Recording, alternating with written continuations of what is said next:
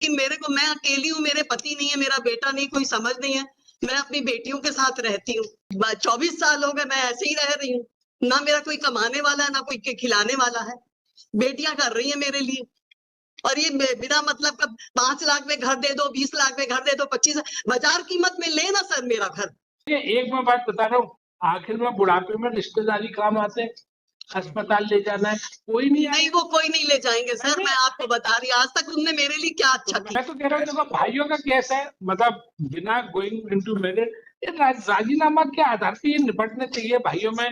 मतलब सर राजीनामा, चलिए इनको बहस फिर मैं आता हूँ, बताता हूँ। नहीं जब आप डॉक्यूमेंट की बात, अरे आप बात सुनिए, ये क्या तबादला नामा क्या बाद में रजिस्ट्रेशन हो गया है? बंद करो उसको। ये अग्रवाल साहब को दिखाएंगे आगे। सर मेरे पास अभी वो पेपर नहीं है, मैं आपको कल दिखा सकती हूँ। अरे आप नोटरी को रजिस्टर्ड तो नहीं मान रहे जो नोटरी वोटरी कर देते हैं? नहीं, मेरी पावर ऑफ अटर्नी है। अरे वो नहीं, तबादला नामा रजिस्टर हुआ है कि नहीं ये पूछ। नहीं, तबादला नामा तो हमारी जिठानी उसके लिए तैयार है, साइन वाइन करने के लिए। उनकी बेटियों के भी साइन हो गए हैं, सब कुछ हो गया है।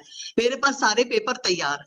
आप वकील साहब को डेट दीजिए, मैं सब इकट्ठा कर दूंगी। ये दोनों वकील साहब के बीच की बात है भाई, मैं तो कुछ नहीं समझ। नहीं, आप जस्ट, मैं कह रहा कि एक 1.5 घंटे से बहस सुन रहे हैं। अब ये बात, ये आपको वकील साहब को कुछ है तो आप पहले ही बताना था। दोनों वकील साहब ने, सर मैं तो अकेली हूँ, मेरे को इन सब चीजों की कोई समझ नहीं है। मेरे को नहीं पता था, मैं कुछ नहीं बात कर सकी।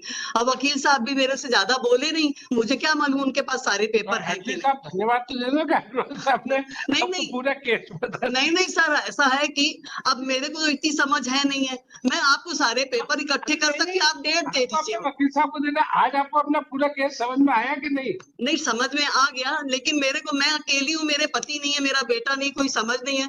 मैं अपनी बेटियों के साथ रहती हूँ। मैं क्या करूं? आज 24 साल हो गए मैं ऐसे ही रह रही हूँ। ना मेरा कोई कमाने वाला है, ना कोई खिलाने वाला है। बेटियां कर रही है मेरे लिए। और ये बिना मतलब का 5 लाख में घर दे दो, 20 लाख में घर दे दो, 25 बाजार कीमत में लेना सर मेरा घर। मैं बाजार कीमत में देने के लिए तैयार हूँ। मैंने आज भी नहीं मना किया, कल भी नहीं मना करूंगी कि मैं उनको घर नहीं दे सकती। लेकिन वो संपत्ति आपकी ठीक है भी नहीं? संपत्ति मेरी जेठानी आके साइन करेगी ना, जिसका घर है वो साइन करेगी। वो सब पूरे साइन करके देगी जिनका घर, जिन्हें मेरे को दिया है। जो तबादला नामा हुआ वो आज भी तैयार है। क्या अग्रवाल साहब 2 मिनट विचार करना चाहेंगे? इनका कहना है कि जेठानी और ये दोनों जो आप वारिस बचे, उनके पेपर सब मेरे पास है। आपको बेचने को तैयार है। आज की प्रपोजल है सर। नहीं, आज का पहले भी था। पहले तो सर ऐसा कुछ लिखा नहीं है, रिकॉर्ड रिफ्लेक्ट होता नहीं है। हमारा शुरू से आपत्ति थी कि since one person can not convey good and clear title in my favour है, तो वो उस पर पूरा मुकदमा चला है। और हमने तो शुरू में गवाही में भी बोला, अपने नोटिस के जवाब में बोला कि दोनों अगर वैलिड कन्वेंस है तो I am prepared to purchase at the market rate. हमारा तो शुरू से केस यही। हम तो पहले दिन से यही बोल रहे हैं, मार्केट रेट नहीं। आपकी पार्टी को बेचने को तैयार है, वो ये कह रहे हैं। आपकी पार्टी को दोनों जो ऊपर वाले 7 दोनों इंडिविजुअल आपको बेचने को तैयार है अलग अलग। नहीं, पहले तो नहीं थे ना। ठीक है, पूरे रिकॉर्ड में तो कहीं रिफ्लेक्ट होता नहीं। नहीं, पहले अलग अलग की कोई बात ही नहीं थी सर। उनका कहना है कि पहले तो ये कह रही थी कि हमारे जेठ ने हमको दे दिया। अब ये इंडिविजुअल आपकी पार्टी को बेचने को तैयार है जी। अब आज की तारीख है तो पूछेंगे सब। हाँ तो जानकारी प्राप्त नहीं, बाजार कीमत पे ले ले, मैं आज भी तैयार हूँ, मैं लिखित में देती लिखा रहे हैं। ये इतना सर इसमें क्वेश्चन नहीं लिखाइए, ऑर्डर शीट में क्वेश्चन लिखा सिंपलिसिटी और एडजन करते नहीं, लेकिन ये तो लिखना पड़ेगा कि 1.5 घंटे की सब कंसीलेशन और सब कंसीलेशन मैटर्स एडजन। हाँ, आफ्टर हियरिंग द आर्गुमेंट्स। हाँ, 1.5 घंटा बहस हो गया। लिखो। अब क्या है कि मार्केट रेट के जो झगड़ा आता ना सर, वही आएगा, वही झगड़ा आएगा वो तो झगड़ा आएगा। तो मेरा तो कोई कमाने वाला नहीं है सर, बताइए मैं कहाँ से खाऊं? घर में नहीं, दोनों के बीच की बात कह रहा हूँ जी कि ऐसे में डील को बिगड़वाने के लिए 50 करोड़, कोई अगर आपको कोई दिमाग में उचित फिगर आएगी, क्या अरे क्या ये तो मिट्टी के भाव बेच रही हो, इसके तो 10 करोड़ मिल जाएंगे, 20 करोड़ तो होगा ही नहीं। अपन को रियलिस्टिक होना पड़ेगा और फिर अपन किसी पराये को नहीं बेच रहे, घर अपने जेठ देवर को किसी को बेच रहे हैं तो उचित। और देखिए एक मैं बात बता रहा हूँ, आखिर में बुढ़ापे में रिश्तेदारी काम आते, अस्पताल ले जाना है, कोई नहीं वो कोई नहीं ले जाएंगे सर। मैं आपको बता रही, आज तक उनने मेरे लिए क्या अच्छा किया है। मैडम मैं दूसरी बात बता रहा हूँ, वो पैसे भी कुछ काम नहीं आते।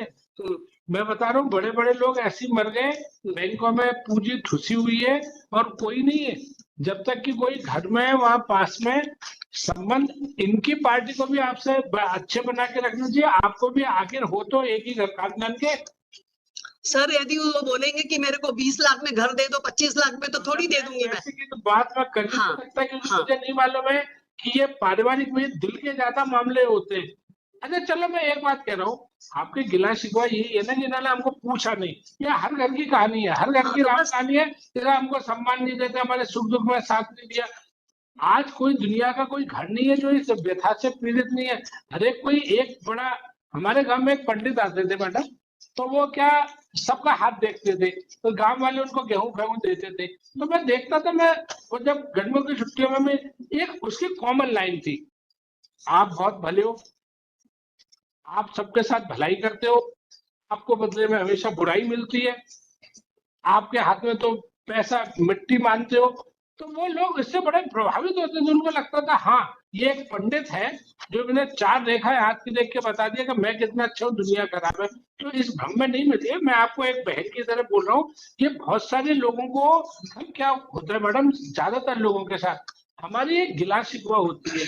हम सामने वाले से न पूछ के पहले एक गिला शिकवा का एक क्वेश्चन मन में करते हैं, और हम इसकी चर्चा उन लोगों से करते हैं जो कि हमारे स्वर में सुर मिलाते हैं, और फिर हम खुद ही उत्तर बन जाते हैं। यानी कि हम फरियादी, हम जज, खुद ही अपने मामले में फरियादी, अपने मामले में दिमाग में एक कंप्लेंट डाली, किसी का उत्तर के वो तो हमें पूछते नहीं है। इस चीज से बाहर निकल रही है। अब आप भी, मैं समझता हूँ करीब 50 साल की तो होंगी। नहीं सर, मैं 70 ईयर्स की हूँ। चलो, मैं लेडीज और मेरी हालत उन्होंने क्या कर दी वो आप जानते, आप नहीं जानते। तो इसलिए उससे आप थोड़ा बाहर निकलिए। आखिर में 70 साल की उम्र सारे काम को सुख चैन से वाइंड अप करने की है। नहीं तो आप इनके वकील साहब से बात करिए, उनसे समझौता करे, बाजार कीमत पे ले तो ले लेंगे, बस मेरा खत्म। स्टोरी है। हाँ। दोनों आदरणीय वकील साहब खड़े, दोनों सुख, हाँ, है ना।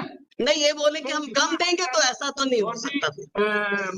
Appellate London senior counsel Shri Sanjay Agarwal along with Shri Arpit, है ना, अर्पित जी के हरिजनों, along with, इनका क्या नाम है? सुदेश जुनेजा। सुदेश, हाँ जी, along with madam Juneja Juneja ji. London council Shri Ashok Jain. Arguments were heard for about 1.5 hour. At the stage of continuing argument, mister Jain sir उसको थोड़ा गलत ऑर्डरशिप, क्या नाम है? ये अलाउंसमेंट इनका लिख गया, इनका भी लिख गया हमारा साथ ऑर्डरशिप है। आपका अलग है, अशोक जैन साहब का अलग लिखे, along with हाँ ये मैडम सुदेश जुनेजा है ना। 1.5 घंटे बहस सुनी, and during the course of continuing argument of learned Shri Sanjay Agarwal, it was submitted by learned counsel Shri Ashok Jain by way of interpretation that interruption that his party wants to file some document. The party in person submitted that they are ready to sell the suit property to the appellant in their own rights and not, है ना, अपने अपने हिस्से को बेचने को तैयार है।